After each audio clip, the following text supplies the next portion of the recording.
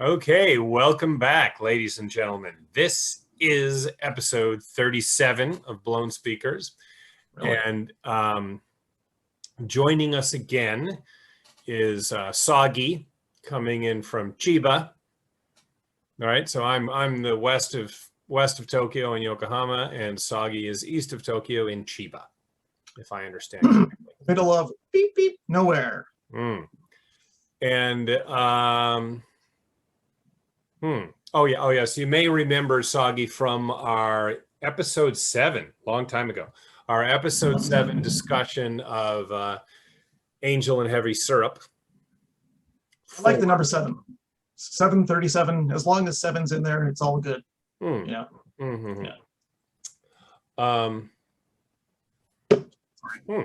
Yeah. So Kampai. All right. Nice to see you. And you did. So an interesting choice today, huh?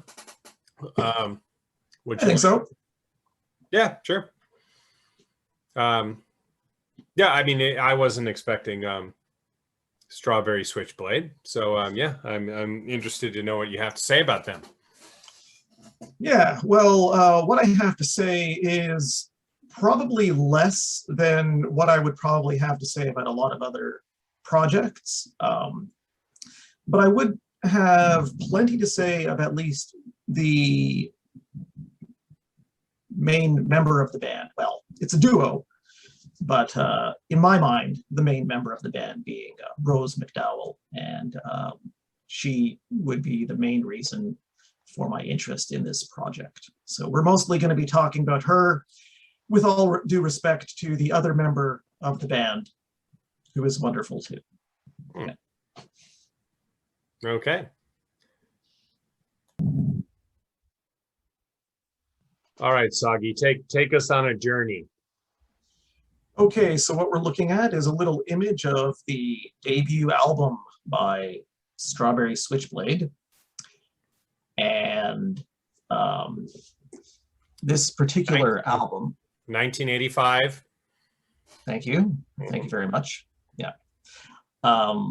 Before getting into this particular album, I should tell you that I don't know how well the average guest prepares for these episodes, but this band has not been in my head for the last several months, actually. So everything I'm saying is completely off the cuff.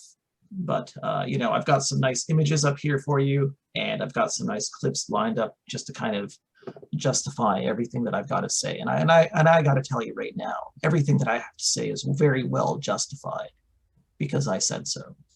All right. So with that out of the way, Strawberry Switchblade.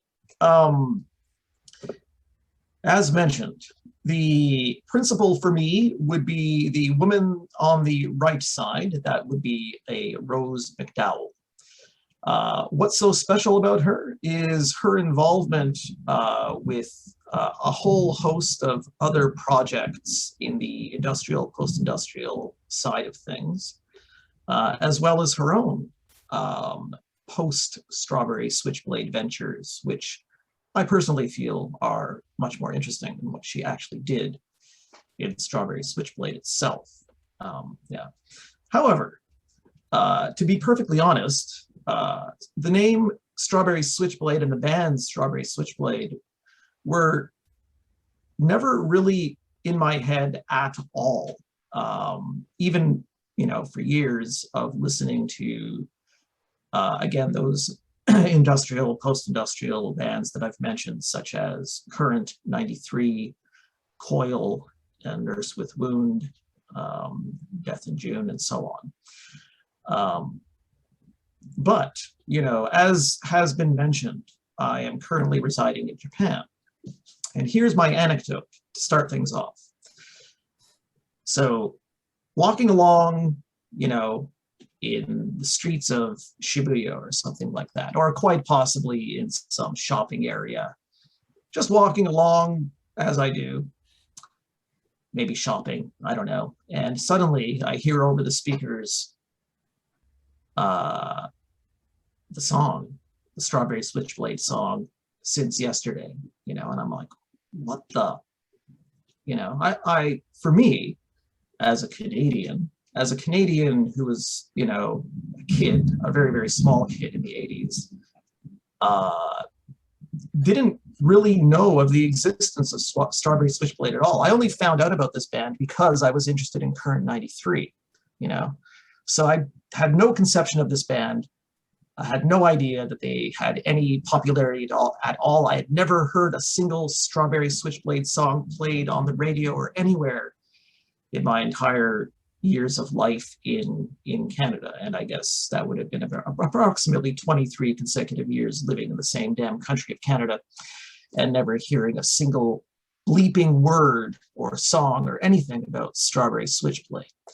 You know, so it kind of shocked me when this song suddenly pops up in the shopping mall. I'm like, what the hell? This is that song that's covered by Current 93. Jesus, wait, that's Rose McDowall. Holy jeez, how is that even possible? What's going on in Japan? It was just insane, at least for me at the time. It kind of blew my mind, to be honest. And I know there are people possibly who were well familiar with this band. I know that they were very big, at least in the UK. But certainly I would have had no conception that they would have been big in Japan, as one might say. But they were actually quite big in Japan. And the proof is in the pudding. What is the pudding? Go to a karaoke bar, not really a bar, karaoke booth. You open up the book, Strawberry Switchblade, since yesterday. It's there every time. That's the test. If you are in the karaoke in Japan, you have made it. You are big in Japan. So that, it always amused me that certain songs that I wouldn't imagine people would want to sing in karaoke would be there, like, you know, Sit on My Face by Monty Python, or Two Live Crew, We Want Some Pussy, excuse me. I just would never have expected those to be in the karaoke booth. Angel of Death, you know, Angel of Death by Slayer. And I don't think you've lived until you've heard like the cheesy elevator version of Slayer going while you're trying to sing along to these lyrics. You know, Auschwitz, the meaning of pain, the way that I want you to die, slow death, immense decay. I'm just thinking, these are the most ridiculously stupid lyrics I've heard in my life. Slow death, immense decay. It's like this guy was just flipping through, you know, falling off a tall building with your finger up your nose and landing on your elbow. Yeah, that's the definition of pain. The way that I want you to die. You know, sliding down a razor blade with your balls hanging low. Yeah. Oh, the way that I want you to die. Do they only have one like, Strawberry Switchblade song at the karaoke? Is it just that one? You know, I don't remember, but I think, you know, I don't remember. I think I tried to sing it a couple times, and I'm sure I absolutely destroyed it. I mean, destroyed as in murdered, as in you would not have been wanting to be anywhere in the vicinity of the person who was attempting to do it, that being myself. You know, there are a lot of other great karaoke hits, as we would say. I think Dave probably remembers this one, the extended megamix version of Hi Ho from the Snow White and the Seven Dwarfs. 8 minutes of Hi Ho, Hi Ho, like literally, like that's a song, ladies and gentlemen. That is a song. All right, sorry, like that's quite a digression, but that actually got me really interested, like into Strawberry Switchblade. Actually, I'm like, why are they being played? You know, why is it elevator music in Japan when I've not even heard word boo in Canada all these years? And then later, you know, why is it in the damn karaoke booth? Why can I sing along with it, along with all my other favorite songs like Angel of Death and Sit on My Face and all the rest of those great karaoke hits? Sorry, I don't know if this is, you know, appropriate, but yeah.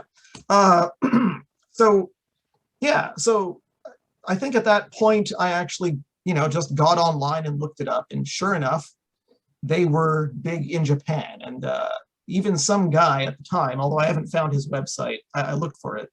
but he had compiled, you know, every single cover of Since Yesterday that had been made in Japan, and he had gotten up to, and this was in 1999, I think, and he had gotten up to like at least 18 covers that were, you know, by well-known artists on major labels in Japan, like Columbia or Sony or whatever the hell, I don't know, you know, including like death metal covers of you know, Since Yesterday. I don't know how that goes, you know, like, as we sit here alone, looking for a reason to go on, the way that I want you to die.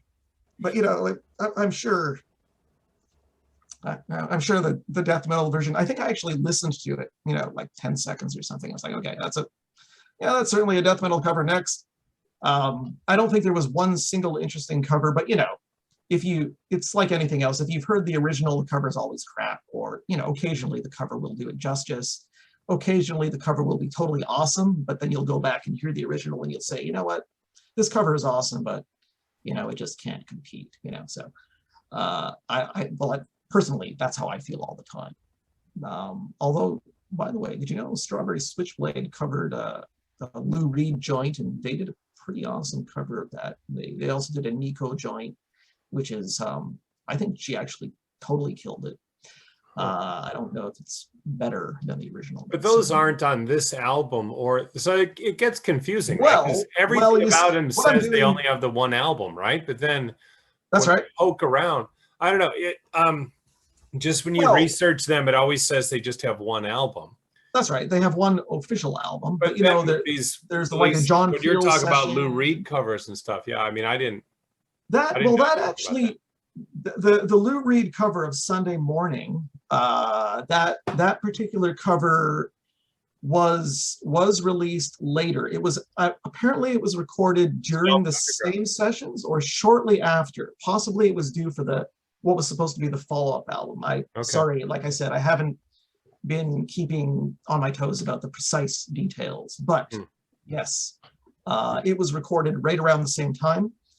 And would have reflected more of what Rose McDowall wanted to do, which was none of that electronic stuff. She wanted the acoustic, she wanted proper bands. That's what she wanted to do, you know, and her version of Sunday Morning is just guitar and voice. And actually, I'll probably, at some point in this episode, grace your ears with that particular sound. I think it was released on a label, possibly as like a limited 7-inch or something like that. I don't know, limited.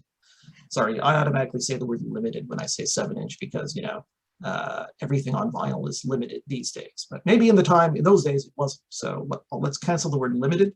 And let's say it was released as a 7-inch with another track on the flip side. Or possibly another 2 tracks. Anyway, yeah.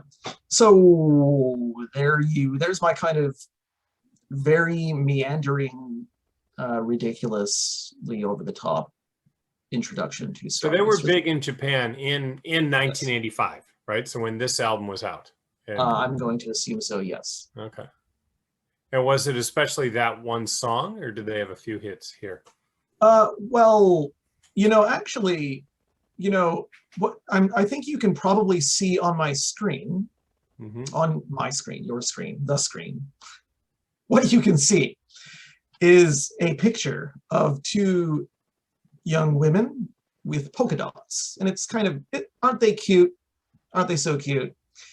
And let me flip to another picture here. There's another one of them. Why they'd be big in Japan, actually. Yeah, yeah. I mean, well, here, I'll give you a little anecdote here, pulled off of an interview that I read. And Rose McDowall says, you know, when I was a kid, I wanted to marry. I wanted to get, you know, I don't know how young she was when, you know, how young she was at this stage, probably very, very young. But she wanted to marry Mickey Mouse. That was her goal in life. That, I don't know, maybe she was 6 years old. And somehow that managed to stick with her all the way up to the point at which she, you know, created Strawberry Switchblade. So, you know, Disney, polka dots, cuteness, all the rest of it, you can kind of see how that would have an appeal in Japan. And New Wave was, I think, as far as I was able to understand, pretty big in Japan anyway. So that, you know, it's very, And very bouncy electronic music. their dancing too looks kind of like J-pop. Yeah. Stuff, like very gothy, but kind of cute goth and whatever kawaii kind of almost precursors of that crap. Like Japan loves that dynamic. I don't give a bleep about, but in any case, it would seem to at some point chicken and egg, but chicken and the egg, they are somewhere in between the A and the B, or the C and the E, as it were, as to the influences within the culture. I mean, music culture in Japan, I guess. I mean, I wouldn't know, to be perfectly honest, but obviously. But yeah. I knew a girl who wanted to marry Goofy. There you go. Yeah. And she was like 19 years old. So cool. Sounds like a pretty cool girl. It happens. Yeah. I don't know if I've met anyone who is really into Donald. Yeah, I know people who can do like Donald's voice, do like pretty good Donald Duck voices, but I haven't heard anyone say they're like into Donald. So oh well. But yeah, Mickey Mouse for sure, and I can see Goofy. He's kind of lovable, kind of stupid but lovable kind of guy that you just kind of love him. You gotta love him. You gotta love the Goofy guys. At least that's what I always tell myself every day, because anyway. All right. Yeah, so just kind of flipping through these little images of these lovely ladies during their days in Strawberry Switchblade. Yeah. Have I actually played the clip yet from the song to which I am referring? No. Yeah. So yeah, go ahead and play that song, right? That's their big. All right. So it was a hit in Japan and in the UK, I think, right? Well, I mean, they're from the UK. This is a UK band. Well, they are Glaswegians. So yeah, from, Glasgow, Scotland. That's right. But UK definitely, and presumably parts of Europe, and possibly persons who are of a certain age that is maybe only 3 to 5 years advanced to my own might have been more familiar with them, having been played in Canada, possibly.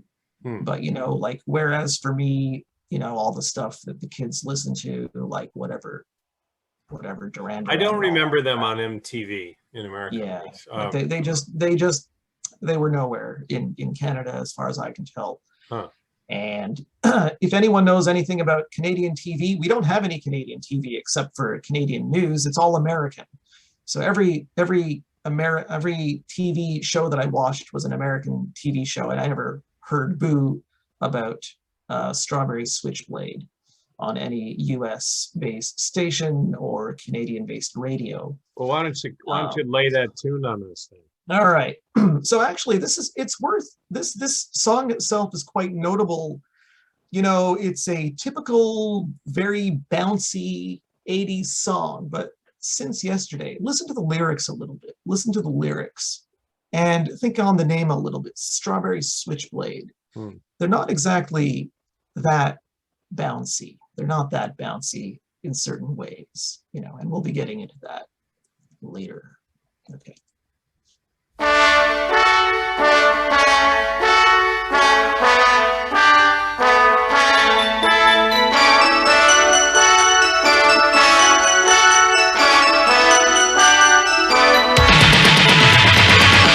Just close your eyes and then remember the thought you've locked away. When tomorrow comes, you wish you had today. And as we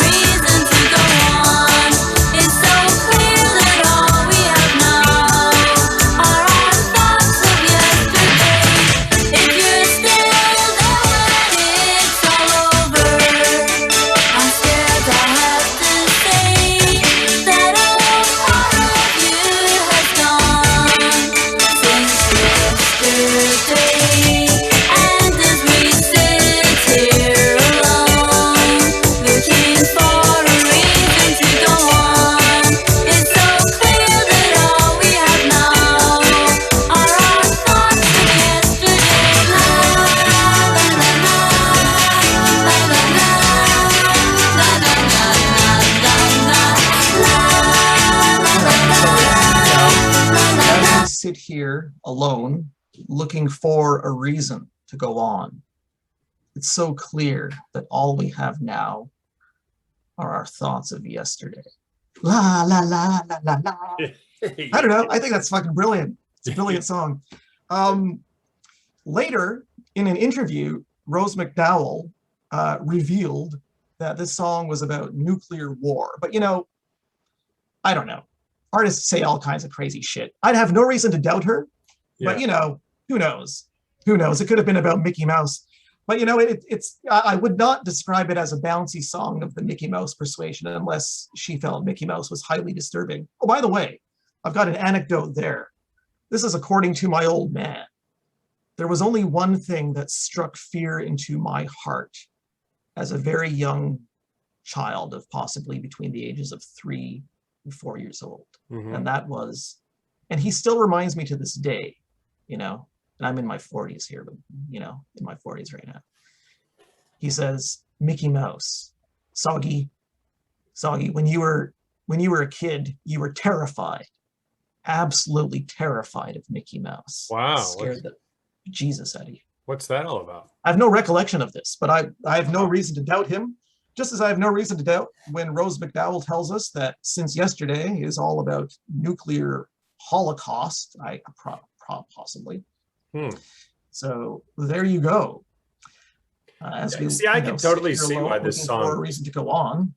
I can see Yeah. why this was popular in Japan. It totally pushes all the buttons, right? I mean, the sound itself, the song itself, it had very much has that poppy J-pop. Yeah. You know, Sorry, I feel. just realized I might have been talking over you, Dave, just now because I had faded out my computer volume. Oh, Sorry. no. I just started talking a second ago. Okay. I mean, Yeah. I think it just did, you know, the girls are pretty, they're very fashionable, the music is very poppy. The English is kind of easy to understand, right? Like you could kind of make it out a bit. Because they're Scottish. They Yeah. don't take any crap. They don't take any crap, laddie. I mean, it's just it's not threatening, you know, like I could just totally see how this would be. Like the fact that you heard it when you were shopping seems kind of perfect. It's shopping music. and Tokyo I don't shopping music.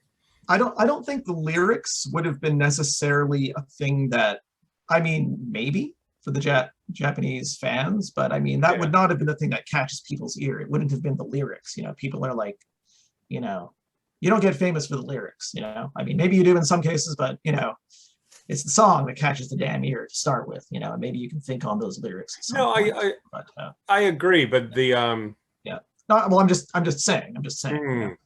But Yeah, also, I mean, I felt like you could hear the lyrics very clearly. So, like people who are interested in singing karaoke songs in English, I could see why this would be one of them. okay, I can dig that. Yeah, that kind of works for me too. Yeah. Like, I don't think they'd be thinking about the darker side of it. Possibly not.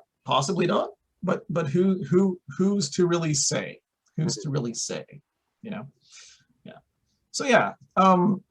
So that was the song, and they were big in Japan. But yeah, as mentioned, they can go a little bit, you know, they kind of do have, you know, in some sense, more of a dark image to some extent, I suppose. It may be worth noting at this point, and again, this is based on things that I've read either more than half a year ago, and in most cases, more than a decade ago. So everything that I say, take with a grain of soggy salt. Soggy salt, yeah. But what I've been given to understand is that, you know, my heroine, just to say that sounds totally wrong somehow. But anyway, my hero,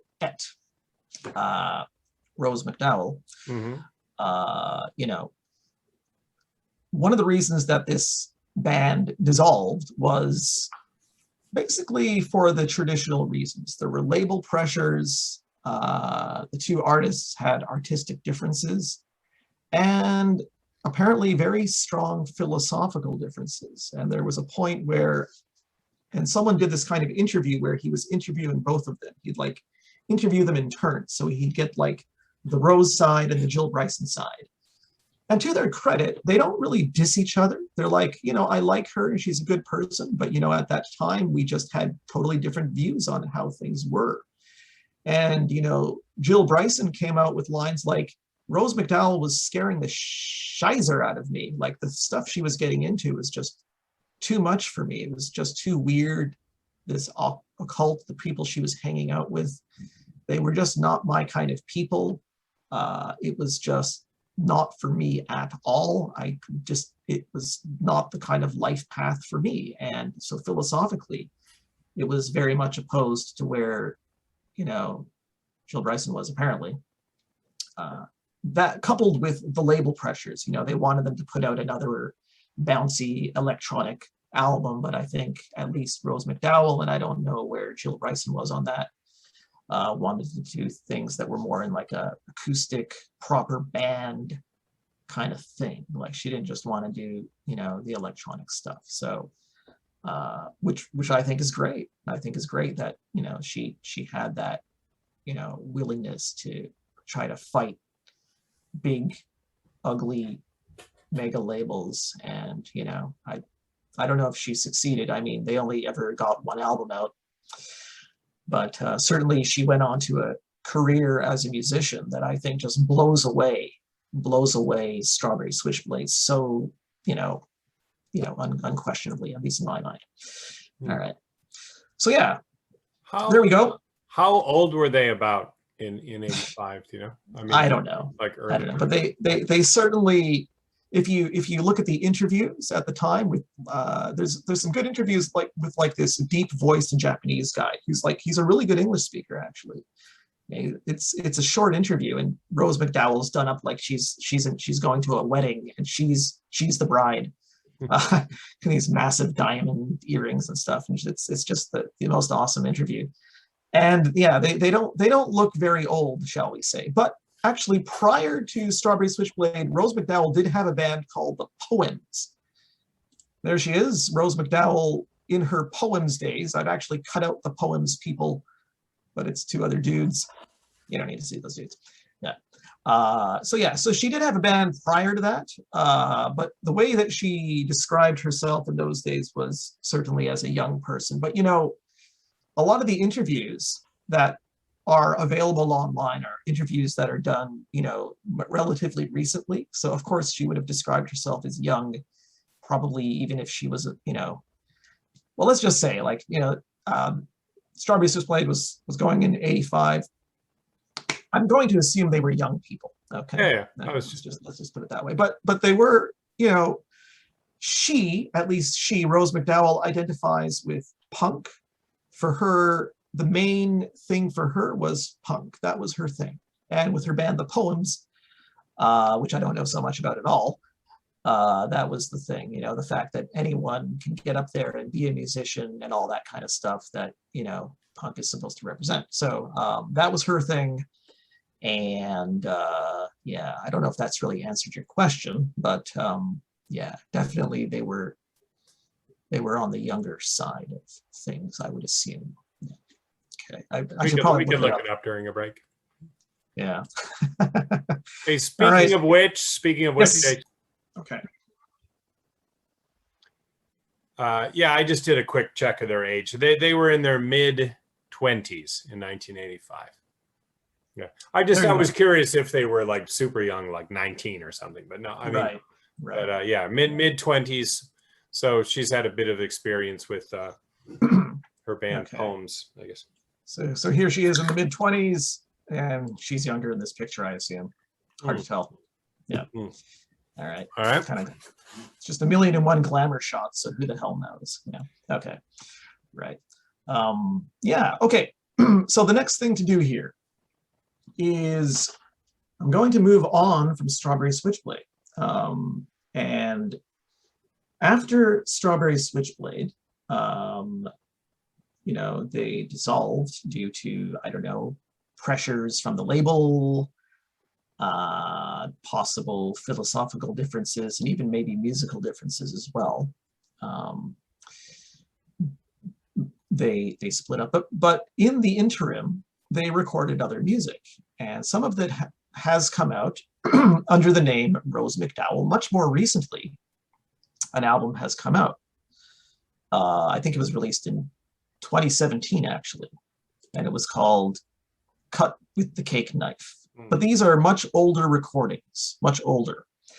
And I think at this point, she would have met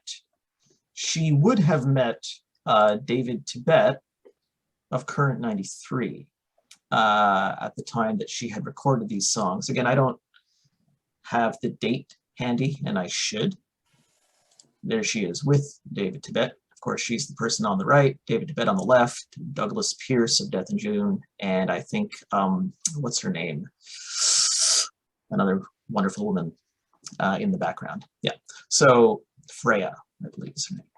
Okay, so she did record another album, and interestingly, I don't know another album, but she recorded a lot of tracks, which were later compiled into an album called, Cut with the Cake Knife, which, sounds very cute too, like a strawberry switchblade. The thing is, you're still getting cut. It's still, a knife is a knife, and a cut is a cut.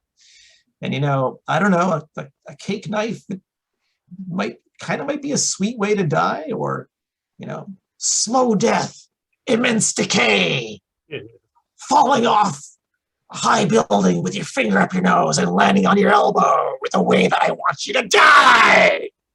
Sorry, my apologies. I promise not to do this. That'll be the last time. But okay, so what I'd like to do is play one track, and it is in fact the lead-off track from this album, and the track title is Tibet. Now, listening to the lyrics is kind of interesting, because if you know anything about the lyrical preoccupations of David Tibet, and as I say that, I laugh because nobody knows anything about the lyrical preoccupations of David Tibet. He's got a lot of occupations, preoccupations, post-occupations, and all sorts of occupations where he gets interested in stuff. Like, in one album, he credits himself with Christ-obsessed ranting. That's what he does. So like he gets into all kinds of crazy things. Louis Wayne, if you know the painter, and Tiny Tim, Tiptoe Through the Tulips, and Thomas Ligotti, the writer, Conspiracy Against the Human Race, and all the rest of it. David Tibet, he's got a lot of things that interest him, and they are interesting things. But one of the things that he was interested in, and one of his lyrical preoccupations, is the places dreams go when they die. Where do dreams go when they die, Mummy? Where do they go? And apparently dreams go somewhere when they die. Now, in this song, she doesn't actually refer to dreams. I think she refers to wishes. But let's listen to this song. And I don't even know if she had written it after she had met Tibet. I mean, the title is Tibet. And at that point, he was known as David Tibet. I think his name was David Bunting, but he was well known at that point by David Tibet, at least by 1983. So prior to Strawberry Switchblade. I'm not sure when exactly she met David Tibet, but they recorded together. This album would have been recorded in 1988. They recorded an album in 1986 called, do I have a nice picture? No, I don't. I thought I had it here. Swastikas for Naughty. Swastikas for Naughty. Now, how sick is that? Okay, but let's now play the song Tibet. Let's play the song Tibet, which may or may not have anything to do with Tibet 93, aka David Tibet. Let's take a listen to Tibet.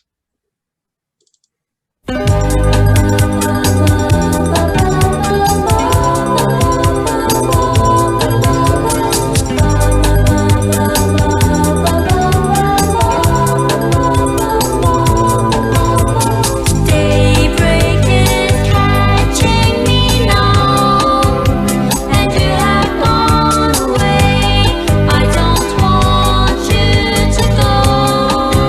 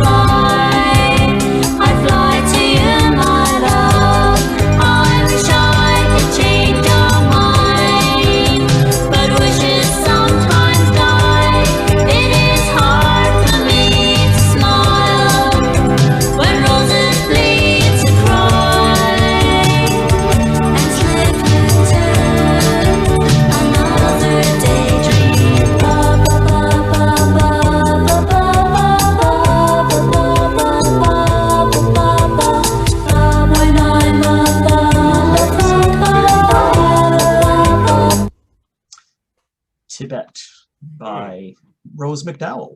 Yeah. Wishes sometimes die.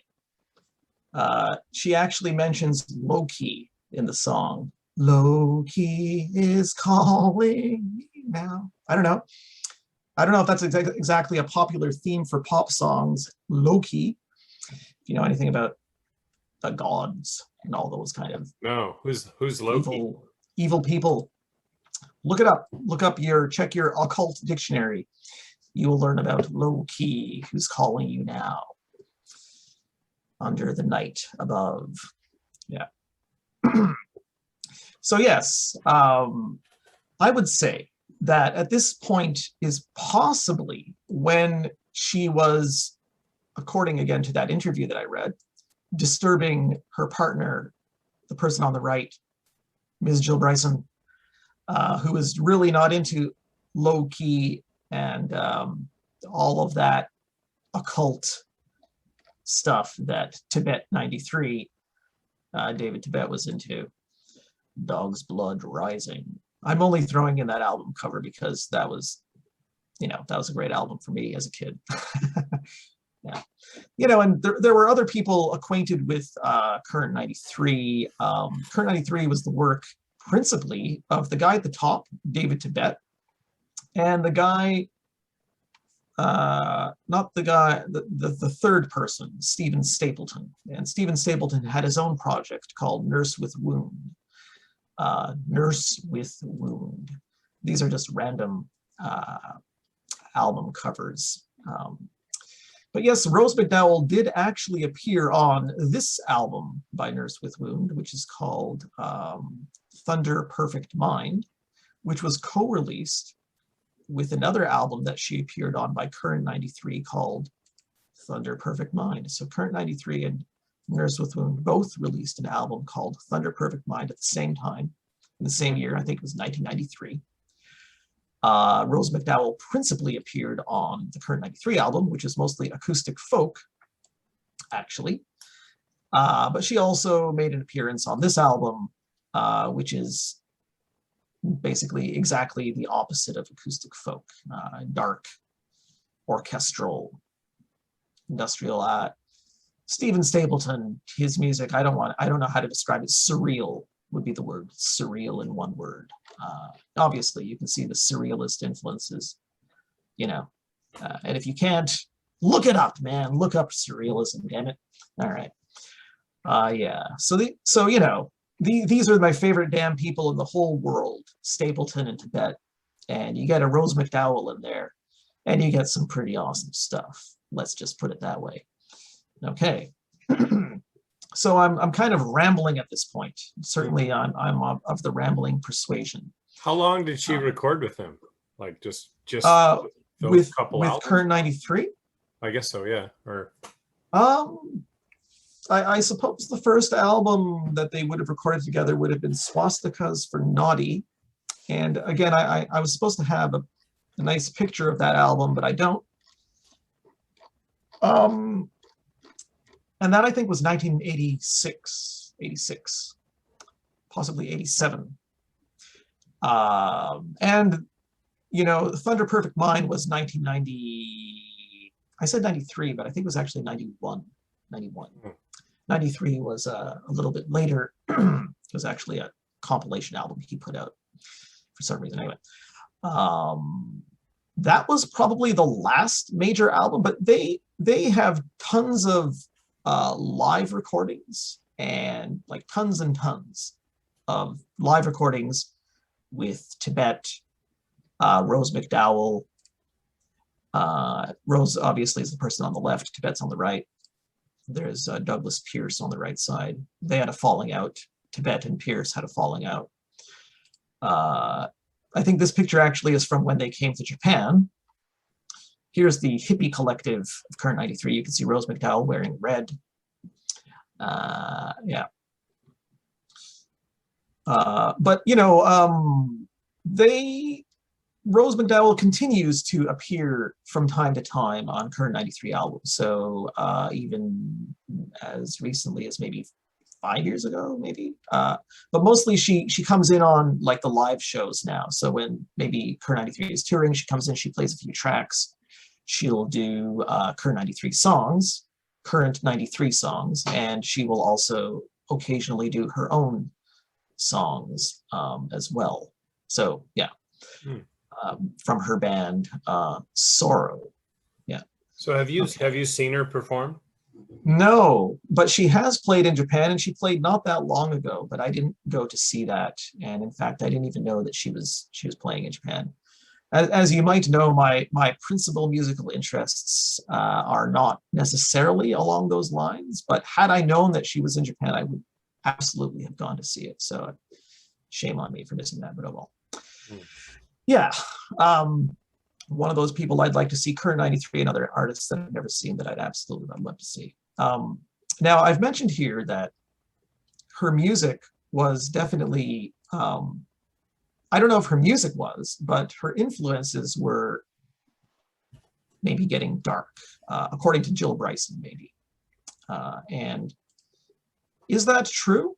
I'm not sure, but what I'm going to do is I'm going to play for you an excerpt. And Dave, can you just make a stop here for a sec? Sure. You're gonna have to edit this out. Sorry about that. Yeah.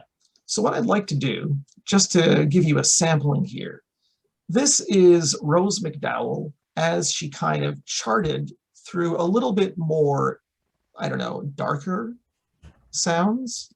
You can decide if you feel that this is dark or not, or just cool music. If you're me, it's cool music.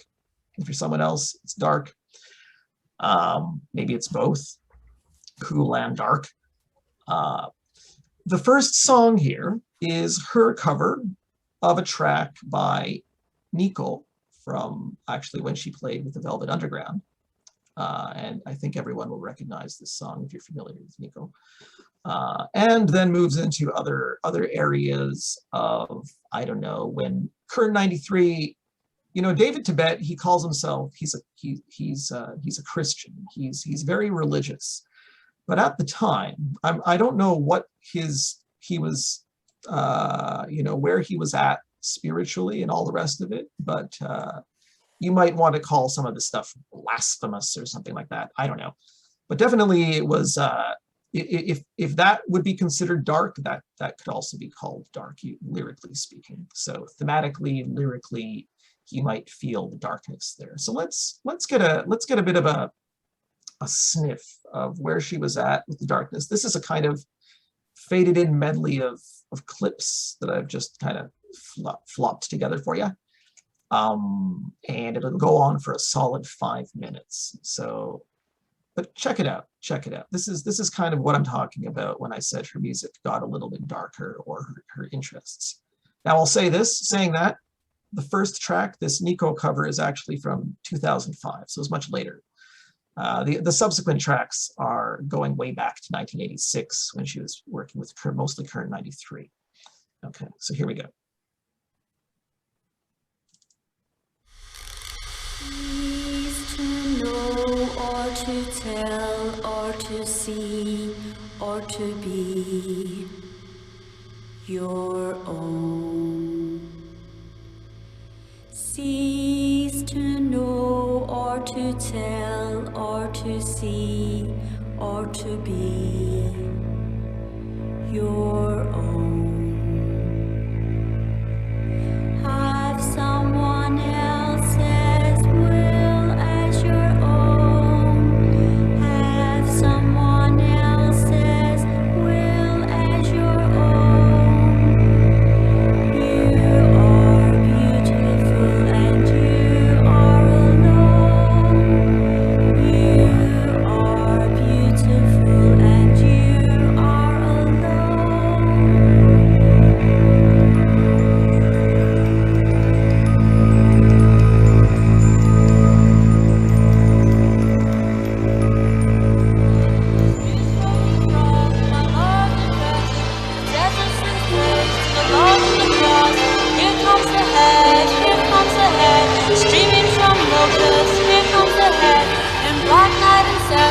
cross falls inverted, my Lord tells in the cross, for the closing of earth.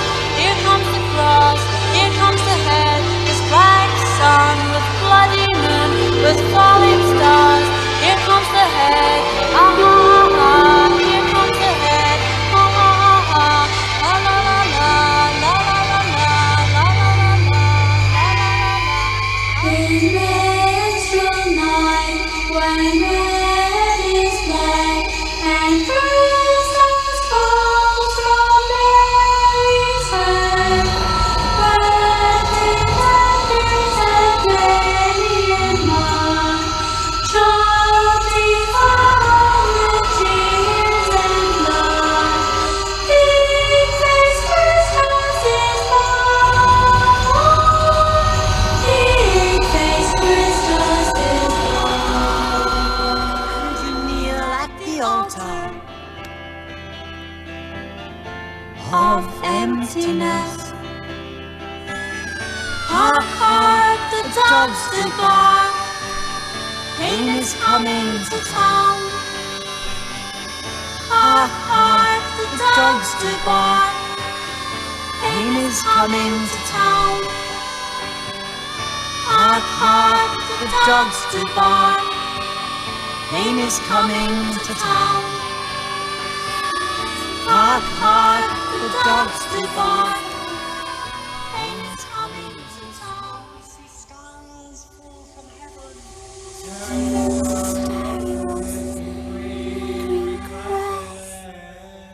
Burning smiles, lovers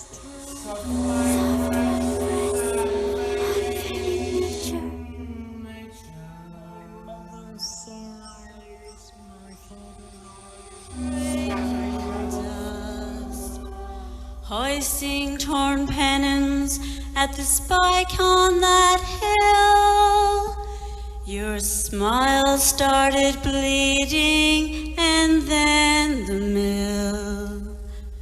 Shearing and sharing your love and your rage, while hogsheads descending spewed out a new age. It isn't very good in the dark, dark wood, in the middle of the night, when there isn't any light. It isn't very good in the dark, dark wood. It isn't very good in the dark, dark wood, in the middle of the night, when there isn't any light. It isn't very good in the dark, dark wood. It isn't very good in the dark, dark wood, in the middle of the night, when there isn't any light. It isn't very good in the dark, dark wood. All right. So there you have it. Yeah. I would not know if you would call that dark per se, kind of cute fairy tale dark. I know that in past episodes you've referred to, like dark children's tales, Another major theme for Tibet, of course, is loss of innocence. That's for David Tibet.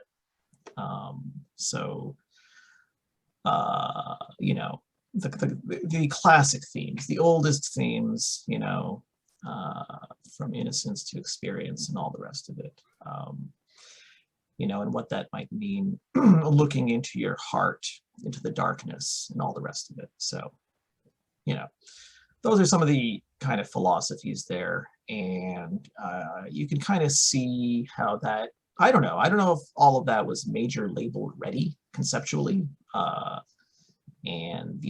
So she would have been recording this stuff.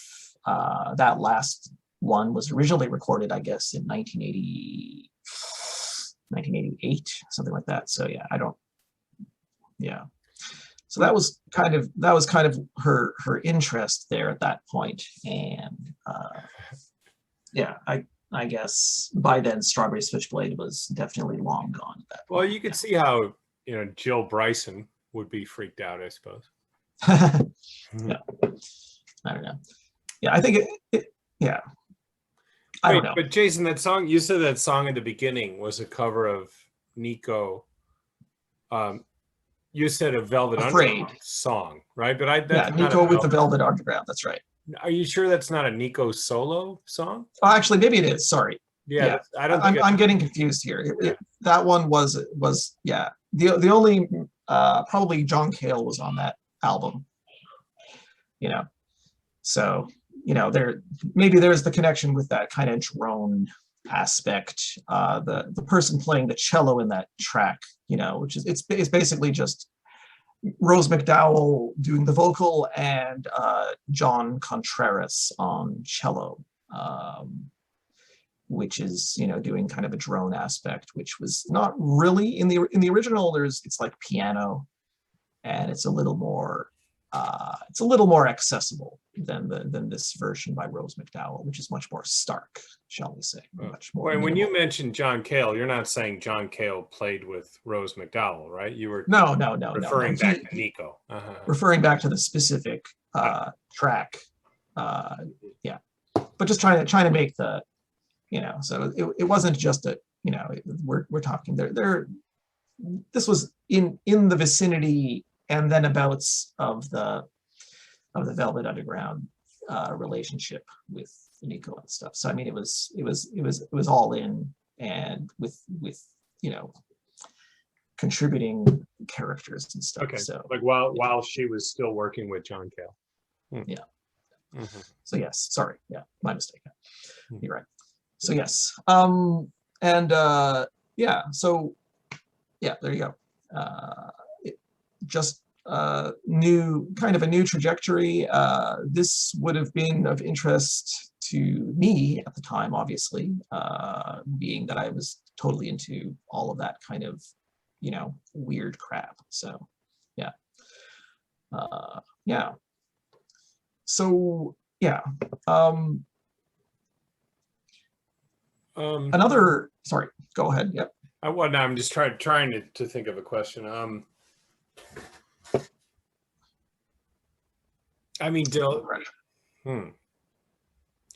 a lot of people feel it was bad news for her to be hanging out with David Tibet and Death in June and stuff like I mean, are these people dangerous, or is it all just for show? I don't know. Who knows? Who really knows anymore? You know, I mean, there's a significant amount of time has passed, and you know, people have moved on with their lives, obviously. And you know, for example, in his reissue, in his CD reissue of this one, Dog's Blood Rising, he points out on the CD that this album was recorded on the anniversary of the you know, the death of Mishima by seppuku and beheading.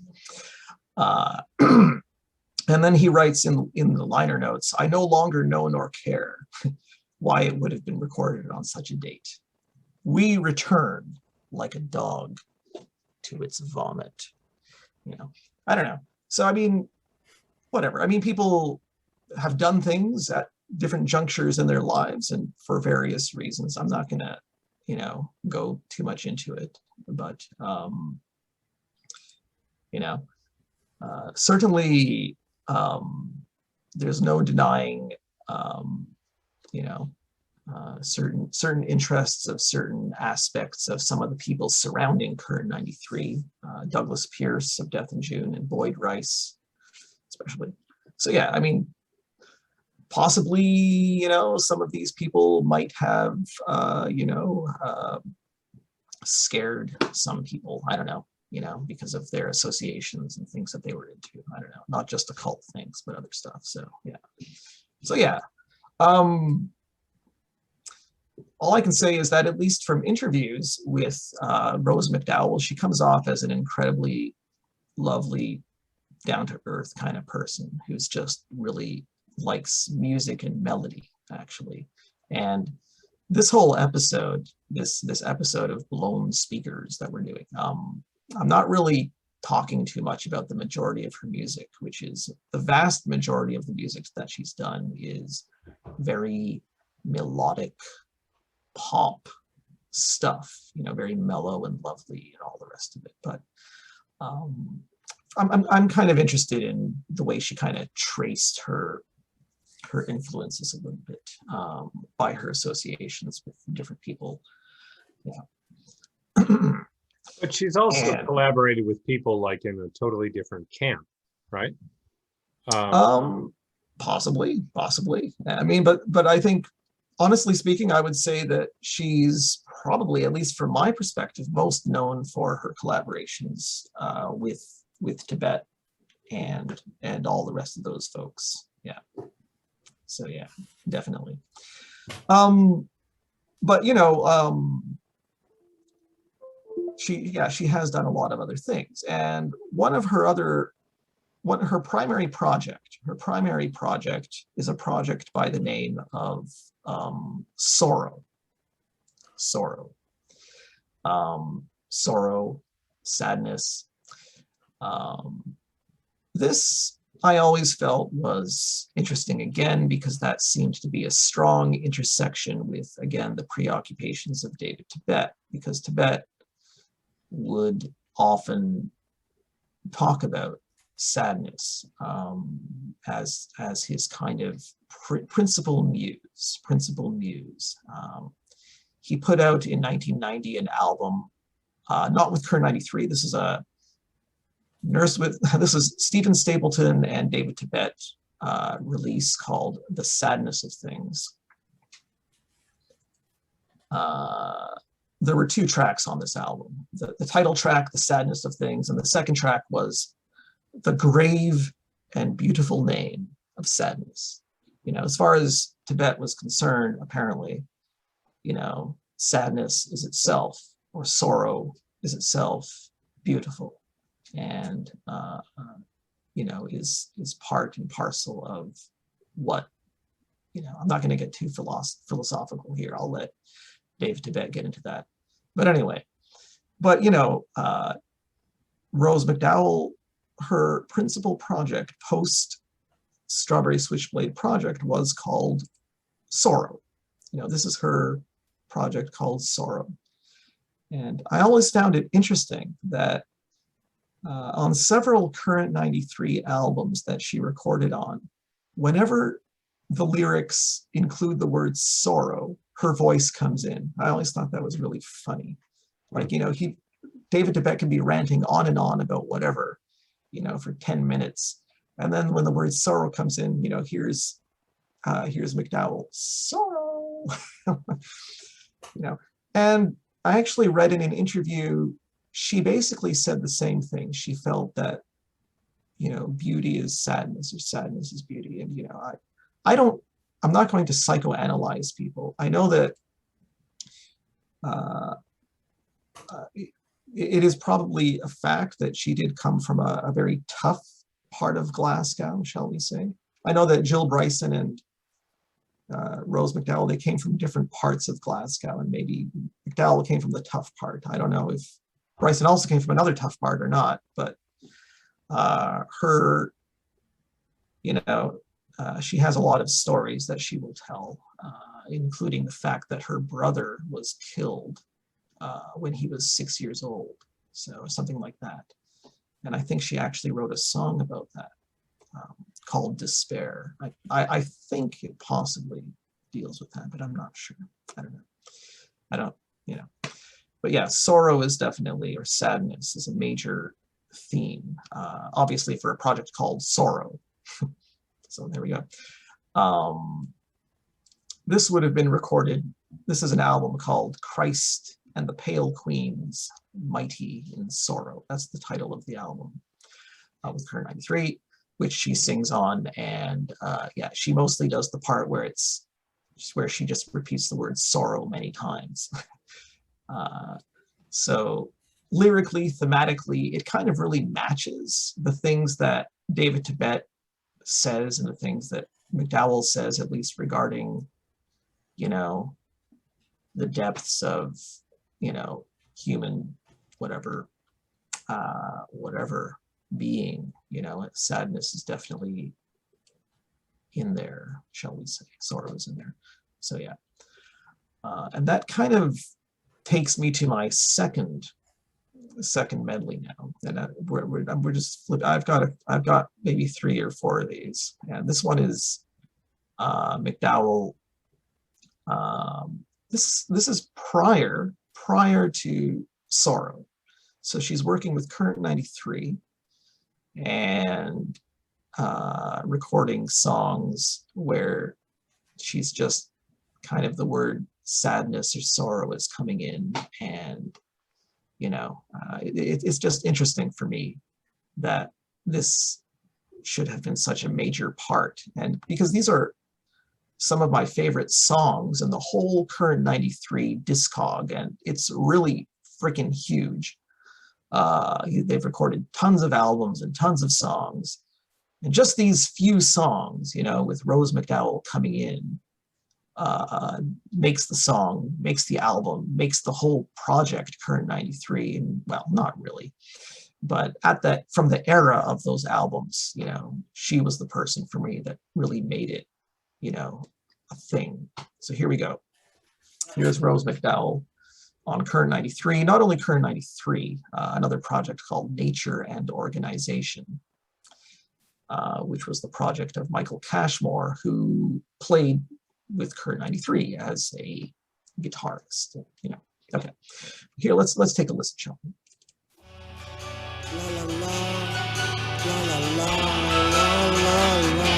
Oh, yeah. Just to clarify that, so here is David Tibet covering Since Yesterday, but he does it a little bit differently from the bouncy version. You know, if we remember the original Since Yesterday,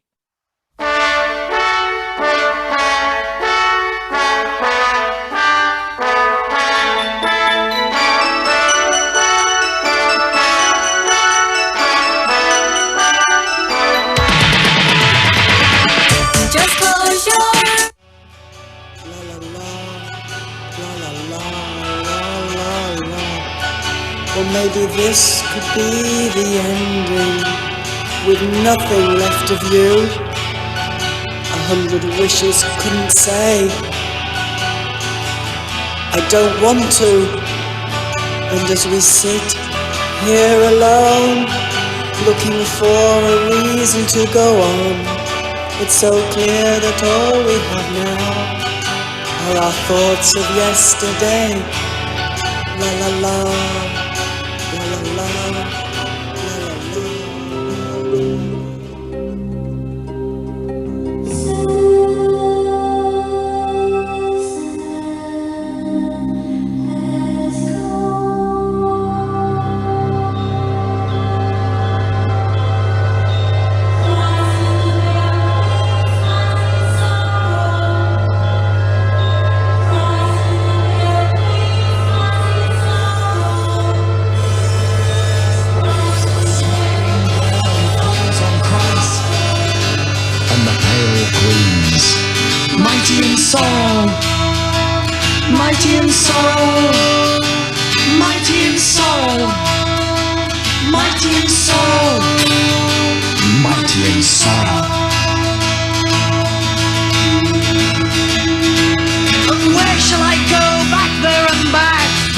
And far to the edge of the shore.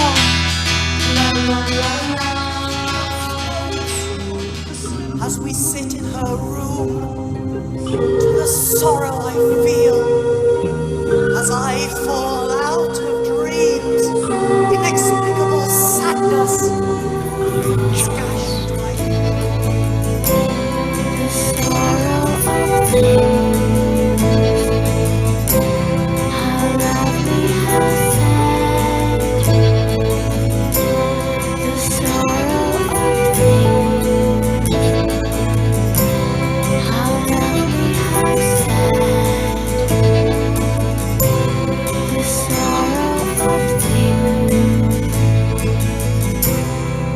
lovely, how sad. So there you go. Yeah. So just tracing the trajectory of sadness, the sadness of things, the sorrow of things, and sorrow itself. Now the project Sorrow would have started sometime after, as far as I'm given to understand, after Rose McDowall was recording with Current 93, but possibly the songs that were to become Sorrow songs were recorded at the same time that she was working with Current 93. So I don't know, but yeah. At least, let's say from 1986 to at least 1991 or so, it seems that she was very much involved in the world revolving around David Tibet, also to an extent, Death in June, Boyd Rice, Coil as well, who I'll get to in a bit later on. Yeah. Okay, so there we have, you know, a kind of fairly different shade of Rose McDowall, and in my opinion, a much deeper shade and a much more interesting shade. And the music, as far as I'm concerned, is infinitely better. Like, I can listen to this stuff forever, whereas most of the Strawberry Switchblade originals, I can listen to them. I can dig it. I can dig it. I can like it. Yeah, I can like it sometimes. Wait, so But, how many yeah. Sorrow albums are there? 4 or 5 full lengths. No, you know, maybe only 3. I don't know. Damn it. You said that was, so it's after, so she worked with David Tibet and others yeah. from like 86 to about 92. Did you say 91 or 92? And Yeah. then Sorrow is like what? Mid 90s? I wish I could tell you when the first album was recorded, but I don't have that handy right now. This one would have come out a bit later on, though. Yeah. Mhm. But yeah, still in the general vicinity. Like, you know, and there were other albums recorded in and around there. She recorded songs with other persons in and around there. So there were a lot of recordings that were kind of similar to Sorrow itself. You know, when she was recording, whether she was recording with Current 93 or Death in June or Michael Cashmore's project, Nature and Organization, or Sorrow, and maybe she recorded a track or two with Joe Contreras, with Joe Budenholzer. Whatever she was doing, it was all very of the same. I don't know. You could not doubt that, you know, the same people were involved, or similar ideals or approaches to music were involved. I mean, you know, one track could as easily sit on one person's album as another, and the only difference might be certain of the lyrics. But, you know, a lot of the times when McDowall was recording for these projects, she was providing just the vocals. She was not writing the lyrics for the most part. You know, and in fact, this is another side note, and I wasn't sure I was going to get to it, but I think I will now. And it's that she went kind of through this period when a lot of the stuff that she recorded with Current 93, her main contribution was just going la la la.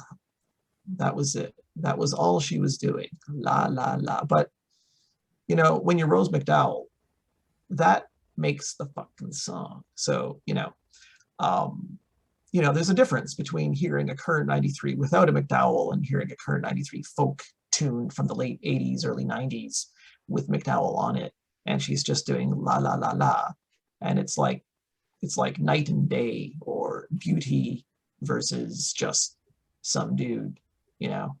I mean, I think David Tibet is extremely talented, but no one would ever accuse him of being a good singer, shall we say. He's got range, he's got ideas, and he's a effing genius, in my opinion. But, you know, she brought the goods as far as the pure melodic beauty to the whole Christ-obsessed ranting and all the rest of the weird Louis Wayne and whatever the hell was on David Tibet's mind at the time. You know, she gentrified it, as far as I'm concerned, and brought it into the realms of what could be potentially saleable folk music. But of course, Tibet, of course, had to ruin everything by just, you know, being who he is. Well, you know, Swastikas for Naughty was his pop album, but, you know, as a joke, really, you know, as he said, there's no way that, you know, no one would ever call that a pop album. It was just weird as hell, starting from the title, and, you know, everything about it is just fucked up. Sorry, excuse my language, but it's just fucked up shit, but in a good way. Yeah. So, yeah. No matter what Tibet will say about how he's whatever, he's a very Christian person, and very, you know, but he's still the bloody weirdest damn person recording music, and I don't know if it's just an act, and I don't care. It's great entertainment as far as I'm concerned. The guy's a genius. But she brought the goods musically, as far as I'm concerned. It really, you know, I think that was the thing, you know, like all these industrial guys are like, hell, we've got McDowall in here. Man, we don't know how lucky we are. And maybe they didn't, because she really made the songs, as far as I'm concerned, a lot of the songs. If it wasn't for her, they would just be interesting stuff. Interesting post-industrial stuff by post-industrial guys trying to do folk music. But she gave it a level of decorum and gentrification and all the rest of it that, you know, and later on Tibet, of course, was able to use his clout to reel in all kinds of major players, but she was the original person that I think made the band what it was as far as the acoustic folk, and people took it seriously, well, for various reasons. I'm not going to lay it all on McDowall and say she's the reason. I mean, David Tibet, like I say, I'm the biggest fan in the world, but yeah, Rose McDowall is definitely a big part of that. And I'm just going to play two little tracks. The first one is the Twisted La La La song, and the second one is the Infinite La La La song. That I can listen to this La La La forever. But okay, here, let's go with the first one. If you'll just bear with me, this will be fairly short. I promise. I promise. You'll get the idea here.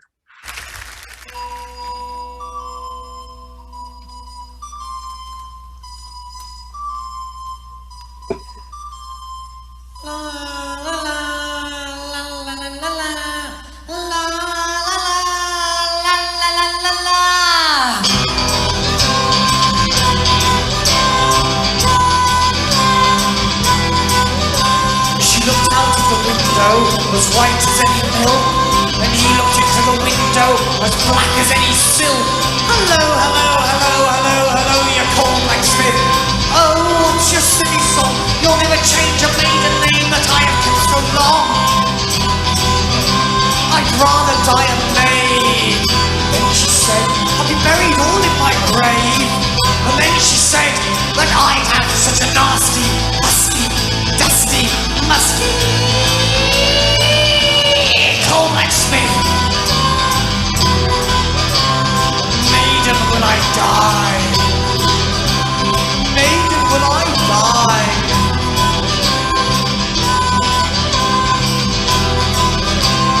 She looked out of the window as white as any mill, and he looked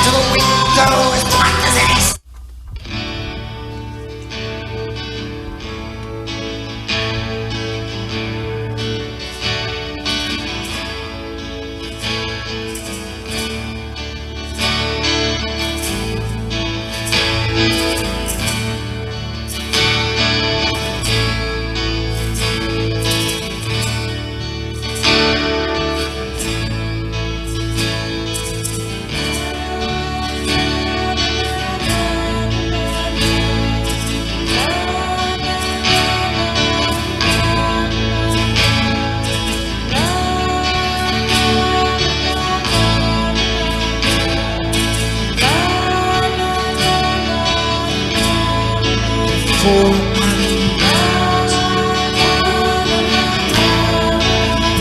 gates of death.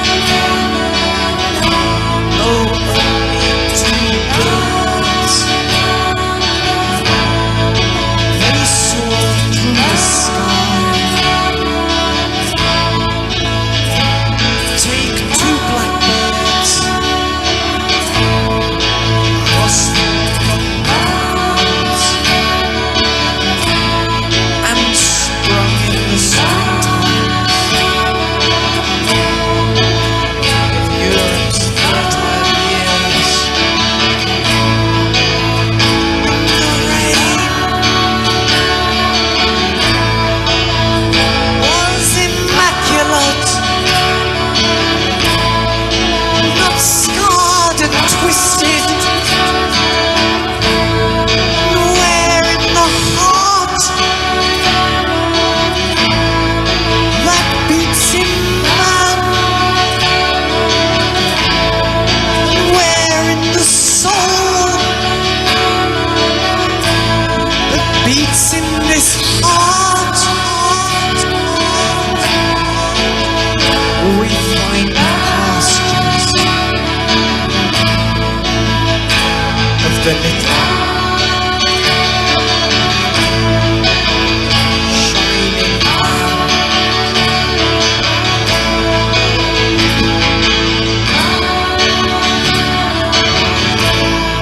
She tells me she loves me, but he always beckons. Though the night closes in and statues point to the shore, earth and door.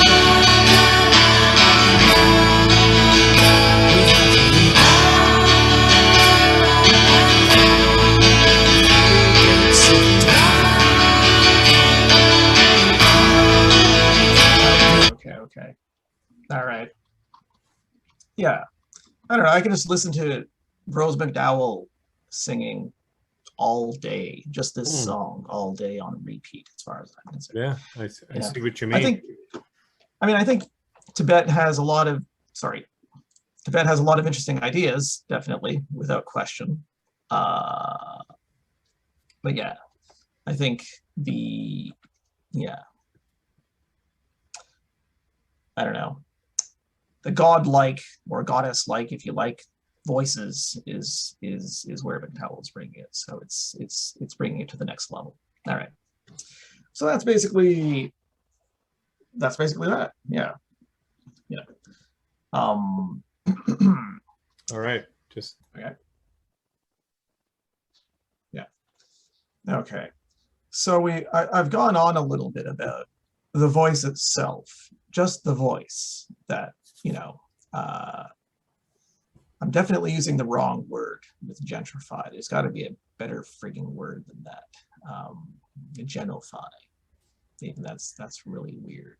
Just bizarre choice of words. Anyways, aside from the fact that undeniably, the music was brought up a notch with the contributions of Rose McDowall, there was, of course, her own project, Sorrow, which we haven't really got into so much. And she has full-length albums recorded. A lot of them are somewhere in the acoustic folk vein. A lot of the psychedelic ambient drone overtones that you might imagine from basically maybe her influences. The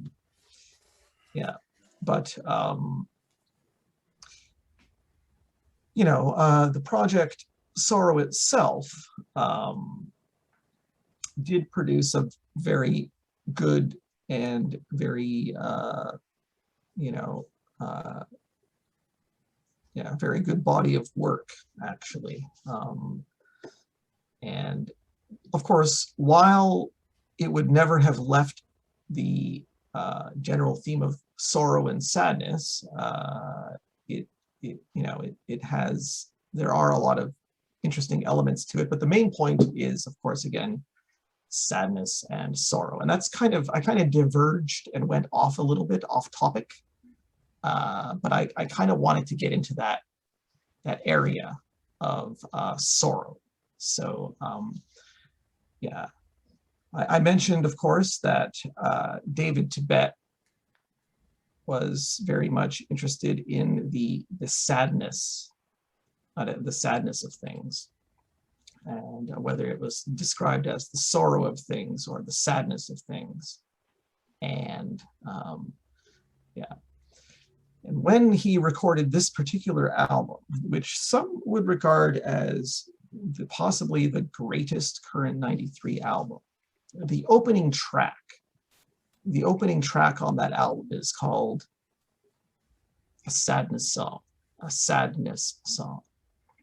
The closing track is called a sadness song. So let's just clarify that. It's not any old sadness song. No, no, no. This is a sadness song. Yeah. Just to clarify that. If you actually hear it, if you hear the opener, a sadness song, and then you hear the sadness song, you will honestly say, yes, this one is definitely a sadness song, not like the opener, which is just a plain old sadness song. And it's not the sadness, it's a sadness song. So that's why, there's no definite article there. The last one also, there's no definite article, but it is a sadness song. Whatever that cat has to say. This is actually not the original cover. In the original cover, it's a sketch of David Tibet. I think he sketched his own face. But then later on in the re-release, it was this cat, which I thought is very cute. All right. Yeah. So what I wanted to do, because as you might have noticed at this point, I've just been throwing clip after clip, and I'm going to be doing that again. I'm going to start off with the closing track off what is regarded by some as current 93's most significant contribution to the world of music, Thunder Perfect Mind. The closing ditty called A Sadness Song. And of course, there's only one person singing on this. It is Rose McDowall, and it is undeniably a sadness song. That is going to fade into a track off one of the most recent albums by Sorrow. And it's a quite long song, but we're only going to hear a small part of it. And it's called Despair. Of course, if ever there is a song to be written by a band called Sorrow, Despair would be it. And it is. It really is despair. And this despair, I honestly don't know. I honestly don't know what she's saying, because it's the sounds, the overtones of the drones are almost obliterating the words that she has to say. But if I can make them out, and if I may speculate, it is quite possible that she is referring to the moment when she saw her brother who had died, wishing for him to return. So there you go. Sadness song. Here we go. So sadness song followed by despair. If I can just cue these up properly, which looking at my computer here, I cannot. Here we are. Okay, here we go, ladies and gentlemen. A sadness song. Not any sadness song, a sad one. Let's clarify that. A sad one.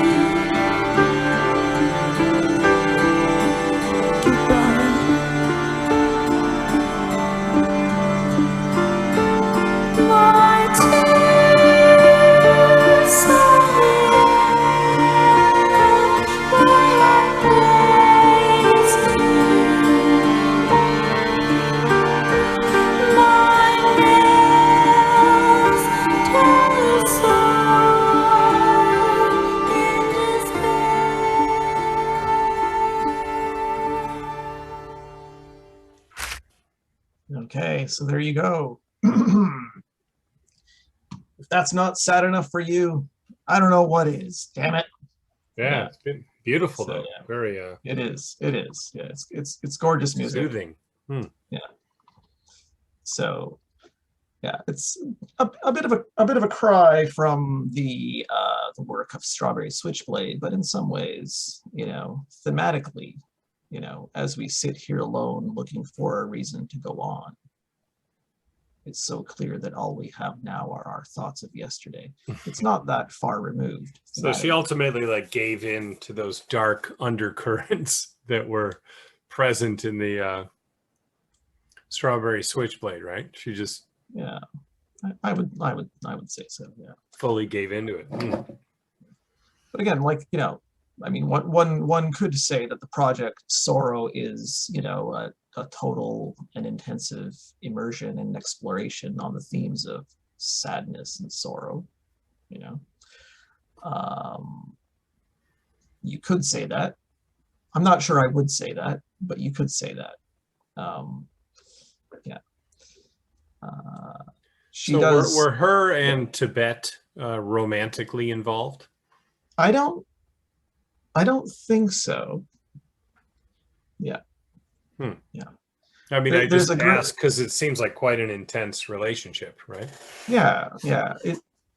From what I've never met either of these people, but just from what I've gathered, at least as far as relationships with Tibet goes, they don't seem to be they seem to be intense one way or the other. I mean, I know how my brother feels. My little brother, he's bigger than me, but he's younger, so therefore my little brother. But he, we grew up together, so he grew up listening to me playing Kern 93 constantly, and hating it every note in every step of the way, especially the voice of David Tibet, which I think most people who are not fans, and even people who are fans of Kern 93, will say they don't like the voice of David Tibet. But where for me, it's part of what makes Kern 93 Kern 93. You can't have one without the other, and I think his voice is amazing. But anyway, that's me. But with my kid brother, he's like, driving along, I've got like some compilation of different tracks coming on, and Kern 93 comes on, and I'm like, this is a song where you can barely tell David Tibet is on the vocals, and my brother's like, David Tibet? I'm like, yes. He's like, eject. Fuck that shit. Like, he just can't take it. I don't want to hear that guy. So You probably forced it on him when he was too young. but but the thing is, he's only 2 years younger than he's 2 years younger than me. We bond over Dayglow Abortions, which is a Canadian band, if you know who they are. Anyway, I digress. But the point is, I'm not sure what the point is. I think I kind of super digressed here. But definitely Tibet has a very distinctive voice. And what was your original statement or question? I've completely forgotten. But Oh, anyways, if they were romantically involved. yeah, there's only, the only suggestion is one lyrical flicker in one song in actually this album, Thunder Perfect Mind. Actually, I don't think it's not. It might have been a track that was deleted from the album, but which came up later on, and which was also performed live quite a few times, called They Return to Their Earth. And Tibet is just mentioning all the people in his life. So, Boyd wears black. He talks of death. Michael's on the roof. He's kissing a rose.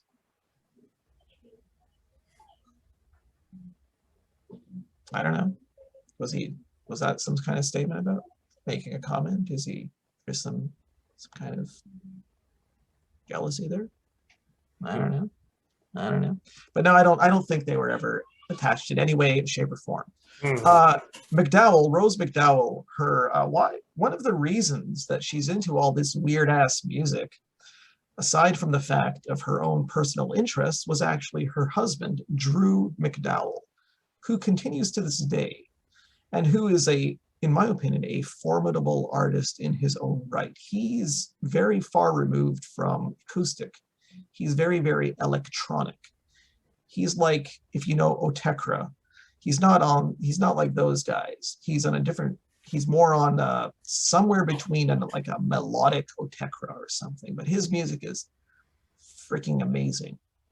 You know, Drew McDowall and Rose McDowall, like these two people are like super amazing artists. I think he actually brought her into the world of weirdness, to be honest. So I don't know, without Drew McDowall, I don't know if Rose would have ever entered into this weird world. Drew McDowall worked with Coil, John Balance. So they worked together a lot, especially in the later days, especially. And he still works to this day. He's putting out albums that are kind of almost in the name of Coil now, like albums that are regarded as Coil classics. He takes credit for, and maybe with good reason. So because he's a freaking genius, in my opinion.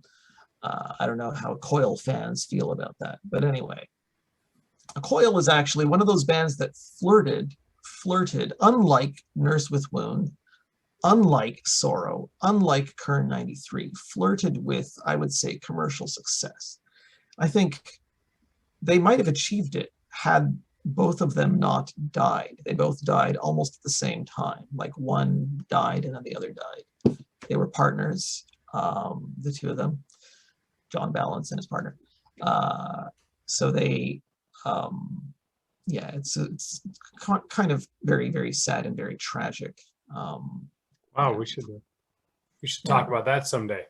Yeah, if you're a fan of David Tibet, like someone such as myself, you will know that David Tibet has done a lot of comment on the passing of John Balance of Coil. John Balance recorded a lot. We actually did hear his voice earlier when he was, if you were listening to this broadcast, his voice did come in on one track with Rose McDowall on the Nurse with Wound album, Thunder Perfect Mind, which again was co-released with Kern 93's Thunder Perfect Mind. The only difference being that whereas this one is a classic for the industrial experimental contingent, it is all but unknown outside of that. Whereas this album, somehow it's picked up by like Pitchfork and stuff, you know, and they're like, yeah, this is the great album. Yeah, check it out. Probably Mojo and all those people like that stuff. So in other words, like somehow Kern 93 Thunder Perfect Mind, when it was reissued not so many years ago, was picked up and was touted as one of the great classics of all time. I don't know if Nurse with Wounds Thunder Perfect Mind, which again was released, they were released as sister albums, you know, they were sister albums released at the same time and one same track, although actually the Nurse with Wound album only had 2 tracks on it. So the excerpt that we heard was just one tiny fragment of a much longer track, which varies considerably through its 20-some minute course, obviously. So very different albums. Yeah, but I think I've hyper digressed at this point. Just to give a little bit of trivia there on Rose and Drew and Coil. But I mentioned Coil because there's a final chapter, so to speak. Rose McDowall, I think, is still active and is still recording, although sporadically. I mean, she's not pumping out albums every day. I think she has a life, basically, and in between her life, she manages to record albums. Let's put it that way. But for a little while, and actually for quite a long while, because they were kind of interlinked a lot. Kern 93, Nurse with Wound, and Coil, where Coil was the one that was basically flirting with full-on major label success, and probably would have achieved it at this point had they not died, in my opinion, possibly. They were always on the edge of that success because they flirted with dance music, club-friendly music. That's something that you wouldn't hear from Kern 93, definitely not. Although actually, they had one album called Black Ships Heat Up the Dance Floor. Okay, I'm super digressing, sorry. Okay, edit this out. Edit this out. Okay, where was I? I'm only joking. Okay. Yes, so Rose McDowall, she worked with Coil a lot, actually, going even back to like the mid-late 80s. But I feel that the very best stuff that she did was, it was kind of this series of limited edition albums based on the solstice and the equinox. And I think, yeah, basically, you know, spring, summer, autumn, and winter. And all of them were just drone extravaganzas. And the last time I spoke to you on some of your musical interests, Dave, some of them included drones, so maybe you'd be interested in this stuff. I don't know. Certainly, it's in my opinion, it's great music. One aspect I love about drone and vocals is, and I don't think I'm alone in this, or anyone is alone in this, is when, of course, the drone and the vocals kind of, you don't know what is what. You don't know if you're listening to a vocal or an accordion or a synthesizer or what. You know, they're just these overtones and undertones just overlapping and creating this sound, right?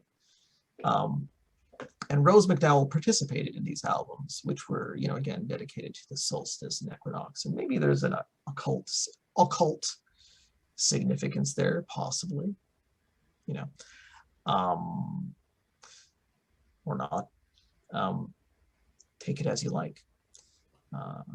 But yeah, definitely there's a lot of that drone stuff, you know, displacement of time, losing yourself in the moment, the endless moment and all the rest of it, that is drone. So, okay, so I wish, I sadly, sorrowfully wish that she had recorded more of these with Coil. It was only a few limited songs, actually. But it's amazing stuff where her voice is you know, going on with the coil drone. Some people like it who like Coil, some people don't. They felt that this was a bad moment for the band, but I like it. The artist for this album was actually Stephen Stapleton of Nurse with Wound. He made this album cover. All his artwork is just amazing, in my opinion. Like, it's just, yeah, it's just awesome. He's just an amazing artist. Just bizarre, yeah, but awesome. Yeah. Yeah. But, yeah, this is, you know, this is not a drawing. He made this and then he took a picture of the damn thing, right? Huh. Yeah. So Coil, astral disaster. If it goes any faster, you'll have an astral disaster, which is like, it almost feels like a throwback to the 60s sci-fi music. Probably they were using the same synthesizers, you know, really, you know, these old, I don't know, signal generators and stuff. I don't know, or maybe not. Maybe they made their own shit. I don't know. I don't know, and I don't give a brass ass, to be honest. I don't care how they do it. But okay, I've been diverging really, really way too much. But the point is that whether you're listening to an acoustic guitar going clang, clang, clang, or Rose going la, la, la, la, la, or a synthesizer going wah, wah, wah, wah, wah, it's just a bunch of drone, isn't it? I mean, it is. We're talking about layers of minimal sound that is somehow, there's a depth there. I was watching recently an interview with a guy named Jean-Claude Eloy. He's in like his 80s now. I'm not going to get too much into it, but he went off on this topic, and he's like, in my opinion, one of the greatest artists of all time, Jean-Claude Eloy. Check him out. On how Western music has kind of successfully circumvented that whole aspect that other Eastern musics and other musics understood about the depths of what seems like a simple tone, but is certainly not. There's, you know, it has to be long form, first of all, and I don't know. There's something there in that drone. Okay, I'm not gonna. Sorry. That's all. That's as much as I'm gonna do today. Maybe we'll go into drone another day. Maybe we can do a blown speakers just on drone. But okay, here's Rose McDowall with Coil. This song is not from Astral Disaster, but it's definitely in the same vein, in the same general vicinity of when this Astral Disaster was recorded.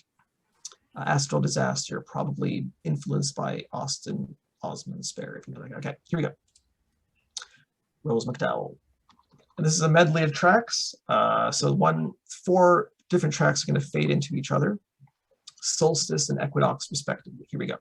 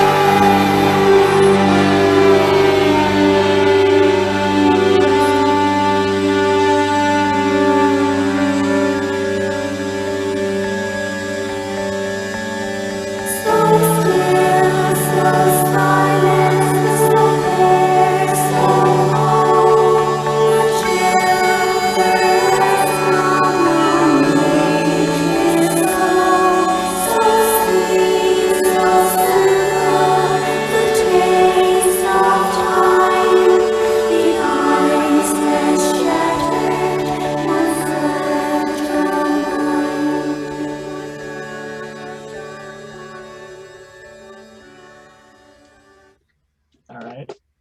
So there we go. That was basically the last of the major clips there. Yeah. So yeah, what to say? You know, Why Drone. would any Coil fans dislike that? dislike? Oh, you know, You I mean, said some Coil fans were against it. Huh? oh well, you know, because the band recorded a lot of different kinds of music actually. It's their you know, it varies pretty far and wide. So there are people who are more into, shall we say, music that is more more structured in a rhythmical sense. They did a lot of rhythmical stuff. Like I said, like they basically there are albums there which actually Rose McDowall appears on, tracks that she appears on that are very they're dance floor ready. You know, like you can totally see this stuff being pumped into a dance floor, or at, you know, maybe it's not, you know, it's not heavy duty beats, maybe they're pretty laid back beats, but there are beats. So or for whatever reason, you know, like there are a lot of people who feel that somehow drone is just not proper music. I don't know, there are those people, you know, like I'm a noise fan, and there's a certain contingent of people in the noise community that come from like a death metal background. I'm not one of them, but there are people who come from that background, death metal or heavy metal or hardcore and that kind of stuff. And they like high energy stuff. And some of these, you know, and they'll come out with lines like, yeah, my favorite death metal artist, he's got like some good, they've got like good drone excerpts in between the real songs, you know, and their feeling is that, you know, those little ambient interludes is just like bullshit in between the proper songs. And I can get that because, you know, when you're a band and, you know, these guys like bands who can play together proper instruments, you know, bass, you know, lead guitar, drums, you know, they're tight, they play well, all that rock and roll crap, you know, they can play like a band. So when this awesome, really super tight band throws in these ambient interludes, they're like, that's great, but who gives a shit? It's just stupid bullshit in between the proper music. Bring the real music, right? So like, that's the sum total of their patience, is for like a 3-minute interlude in between another death metal song. Whereas for me, I'd like a, you know, like a 3-hour interlude, you know, and maybe I can deal with a 3-minute death metal song, you know, to disturb my nice 3 hours. You know, I kind of feel slightly differently, but it just depends how you feel about drone, right? So like, not everyone has the same, not everyone reacts the same way. I think, as far as I know, you're still into drone as such, Dave. Are you or not? Oh, a bit, yeah. I mean, a bit. Okay, you're a bit into it, yeah. So I mean, yeah, you know, whatever. So I mean, you know, it's. I forget what exactly we talked about that you're referring to. But at one point you had told me you were really into it. So yeah, yeah. I guess, you know, tastes come and tastes go. Yeah. But I just don't remember exactly who we had talked about. I remember telling you I was listening to Stars of the Lid.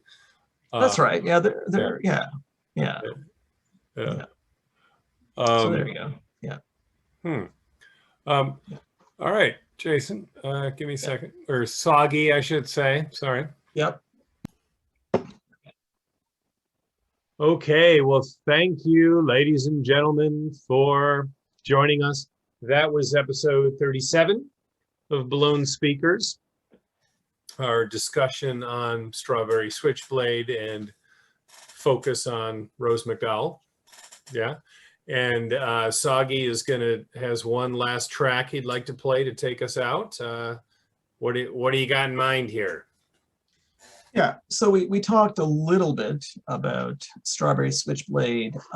Rose McDowall, she covered Nico track. And she also did, while they were still Strawberry Switchblade, they did cover one Velvet Underground song, a Sunday Morning. A little bit different from the original, but not so different. Recognizably the same song. And that will be it. So we'll kind of close it out with Strawberry Switchblade. Never fully and properly released, but it is there in their Discog as an official release, possibly not widely acknowledged, but in my opinion, one of the better songs issued under the name Strawberry Switchblade, possibly the best song that they did, in my opinion. Take that for what it's worth, i.e. nothing. All right, here we go. Are you ready? Yeah. All right, enjoy. See you folks later. Yeah. Sunday morning brings the dawning. I've got a restless feeling by my side. Early dawning, Sunday morning. It's all the wasted years so close behind. Watch out, the world's behind you.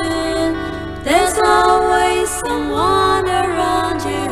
A call, it's nothing at all.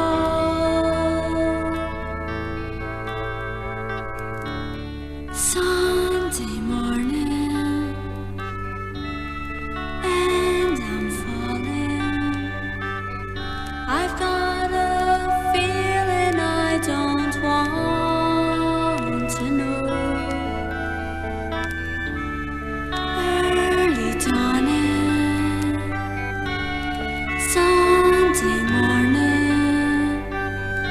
It's all the streets you crossed not so long ago. Watch out, the world